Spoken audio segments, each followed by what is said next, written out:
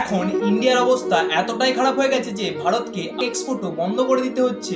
দেখো, যে কোনো ফসল চাষের জন্য আবহাওয়া খুবই গুরুত্বপূর্ণ, এক্ষেত্রে আখ চাষও ব্যতিক্রম নয়। এই বছরে ভারতের আবহাওয়ায় এল নিনোর প্রভাব খুবই বেশি, যার কারণে বৃষ্টিপাত স্বাভাবিকের তুলনায় 90% কম হতে পারে। একটা আখ পরিপক্ক হতে 10 থেকে 12 মাস সময় নেয়, কিন্তু আবহাওয়ার পরিবর্তনের জন্য বৃষ্টিপাত কম হলে আখ চাষে অনেক ক্ষতি হয়, আখের ফলন অনেকটা কম হয়। যেহেতু আখ থেকে চিনি উৎপন্ন হয়, সেহেতু আখ উৎপাদন কম হলে চিনি উৎপাদন কম হবে।